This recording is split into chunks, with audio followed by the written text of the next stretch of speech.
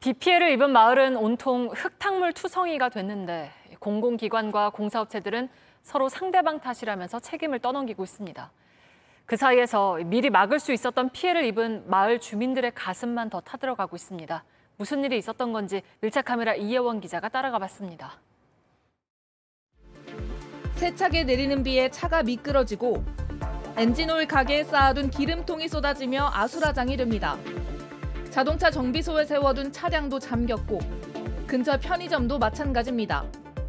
가게를 뒤엎은 건 누런 흙탕물. 상인들은 한 공사 현장을 지목합니다. 아직 흙탕물이 그대로 있어서 저 공사 때문이라고 저희는 판단하고 있습니다. 근처에선 2018년부터 도로를 6차선으로 확장하는 공사 중입니다. 6월부턴 텃파기 등을 해왔는데 물길을 제대로 만들지 않았다는 겁니다. 물이 흘러갈 수 있는 길을 만들어 놓고 공사를 했으면 괜찮았을 건데 다 역류를 한 거죠. 자정에 가까운 시간에 다시 현장으로 나와봤습니다. 원래는 이 시간에 비가 내린다는 예보가 있었는데 바람만 불고 비는 오지 않고 있습니다. 그런데 이 옆을 보시면 굴삭기가 한 대 보입니다. 혹시나 폭우가 쏟아져 또 흙탕물이 넘칠 걸 대비해 밤새 대기하는 겁니다. 그런데 공사 발주처인 서울지방국토관리청과 시공사는 진짜 원인은 도로 반대편 소하천에 쌓인 제방이라고 주장합니다. 정상적으로 배수로를 통해 빗물이 흘렀다면 문제가 없었을 텐데 제방이 무너져 빗물이 사방으로 퍼졌고 농경지를 지나 도로 반대편 마을까지 침수됐다는 겁니다. 얘는 하천이 좀 크고 비교적 얘는 좀 작습니다. 그래서 이 큰 쪽에서 제방이 물이 터지니까 이 작은 곳에서 이 물을 다 수용을 못하는 거예요. 심지어 이미 6월부터 3차례 터져 직접 농어촌 공사에 민원까지 넣었다고 말합니다.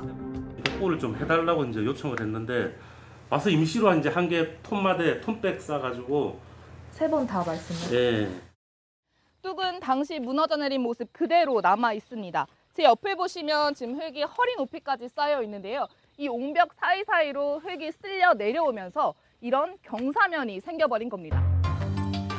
근처 상인들은 지자체와 농어촌 공사에 계속 민원을 넣었지만 제대로 해결되지 않았다고 말합니다. 3번째까지도 그냥 수수방관하고 있고 그러면 뭐 우리는 뭐 비 오지 말라고 무슨 제사 지내야 되는 것도 아니고 민원을 넣었는데 걱정하지 말라는 얘기만 들었고 관할을 따지기 전에 물꼬를 잡아줘야면 이런 일이 없다고.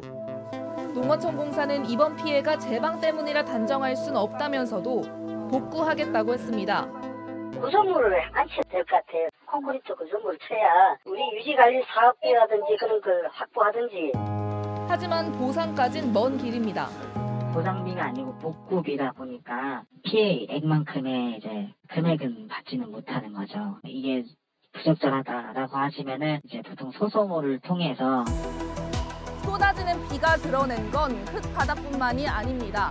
큰 문제 없을 거라면 넘긴 순간들이 어떤 결과를 가져오는지도 함께 드러났습니다. 침수에 갈증까지 더해진 현장에서 밀착카메라 이혜원입니다.